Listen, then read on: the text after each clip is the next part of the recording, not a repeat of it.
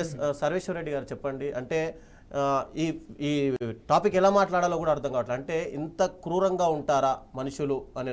ఒకవైపు తన పైన కేసు నమోదు చేశారు, ఓకే, బాధితురాల్ని చంపాడు, వాళ్ళ కుటుంబాన్ని చంపాడు, కానీ సొంత కుటుంబంలోనే తన భార్యని అభంశుభం తెలియని ఒక చిన్న పిల్లల్ని కూడా పూర్తిగా మట్టుబెట్టాడు. అంటే ఒకసారి వీళ్ళపైన కేసులు నమోదయ్యాక వీళ్ళు క్రూరంగా మారుతున్నారా, లేదంటే వీళ్ళలో క్రూరత్వం మొదటి నుంచే ఉందా? ఇది క్రూరత్వం అనేది ఆల్ ఆఫ్ ఎ సడన్ రాదు, జెనెటికల్ ఫ్యాక్ట్ అది. వాళ్ళ తాతనో ముత్తాతనో అదే టైప్ ఉంటే వీడు ఉమనైజర్ బాగా. ఈ రాజ్ కుమార్ అంటే ఆయన ఉమనైజర్. అంతకుముందు ఒక కేసులో జైలు కూడా పోయొచ్చిండు. ఇవన్నీ క్రిమినల్ బ్యాక్గ్రౌండ్ ఉంది. తర్వాత భార్య ఎప్పుడు నివారించడానికి ప్రయత్నించేది.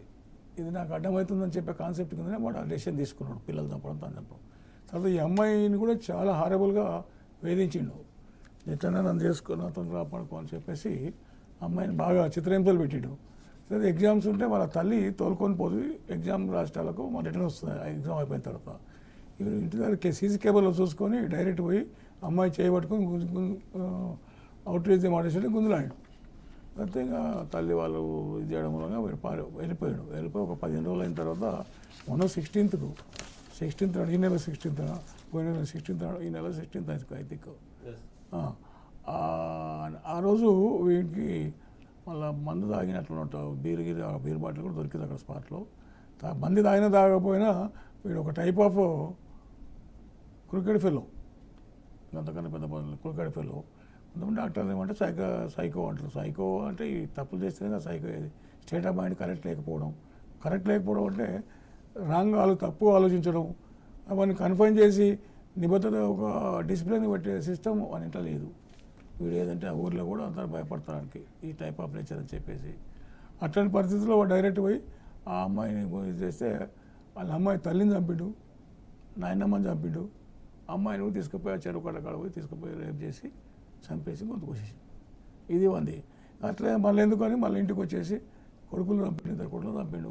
తర్వాత భార్యని చంపిండు. భార్య ఈయనకన్నా వయసులో 2 ఏళ్ళు పెద్దది. ఆయన చేసుకున్నాడు. సరే వాట్ ఎవర్ ఇట్ ఈస్, వాళ్ళని చంపాల్సిన అవసరం ఎందుకు వచ్చిందంటే నన్ను ప్రివెంట్ చేసేటువంటి పనులు చేయకుండా అనే ఒక సైకలాజికల్ ఇంటెన్షన్తోనే చేసినాడు. అందుకొరకు వాడు క్రూయల్. ఈ డిజర్వ్స్ స్ట్రిక్ట్ పనిష్మెంట్. ఎట్లా పనిష్మెంట్ ఎట్లా ఇస్తారనేది ఆ పోలీసు తెలవాలి. పోలీసు వాళ్ళు ఏ విధంగా ఇస్తారు మా పోలీసు వాళ్ళు అనేది we have to wait and see. చాలా హీనియస్ అఫెన్స్ ఇది.